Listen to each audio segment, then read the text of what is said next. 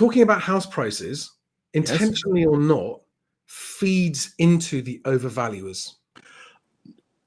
Again, I disagree. Now, if an agent is talking up the market and then in the next breath telling clients to drop the price because the market's no good, that is complete and utter, absolute codswallop and shouldn't be done. You know, if you're an estate agent, you have to make sure that your social media matches what's happening in the market and what you're telling the vendors. You tell the truth.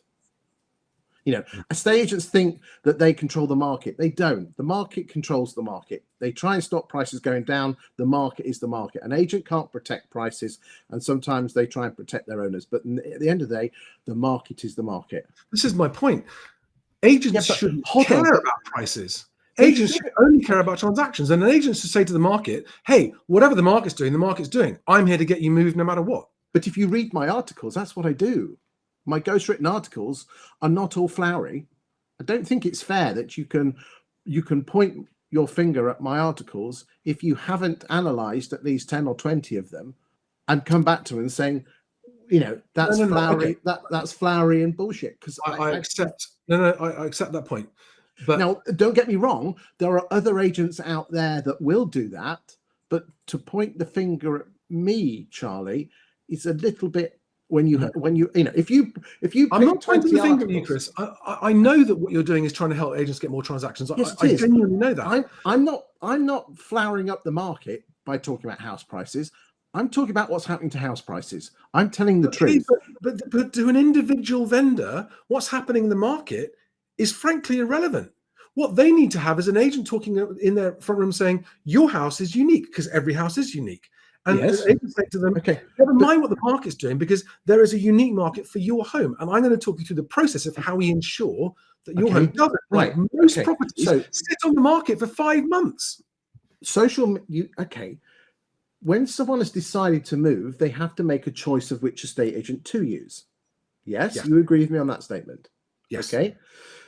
The problem is that because most estate agents are not very good at marketing, they tend to go with the estate agent that's got the most boards out there, because most agents are really rubbish at marketing.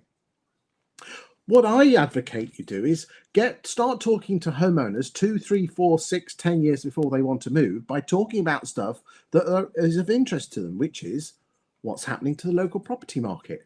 Now, when they engage and they move up 0 out of 10 is someone who's just moved in, so they're never going to move, and 9.5 out of 10 is someone who's about to put their house on the market. When you've got to also create content as well as the property market content about the things that you say, you know, how an agent operates. You've got to do that as well. I'm not saying there's no such thing as either or. I think you should lead with that. This is the point, because otherwise, how does the public tell the difference between one agent and another? No, because what you do is this. You create different types of content and put it out on social media. Just like you scroll through the phone, okay? If it's of interest, you stop. If it isn't, you scroll on. So an agent, and if it's a value, you will subscribe and follow that person. Of course you will.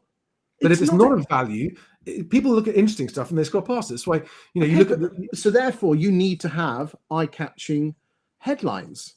So therefore, estate agents should use the name of their town on an image, because as they're scrolling by, twice as many people click on it if they live in the town. And it says Grantham. I don't agree with that, of course.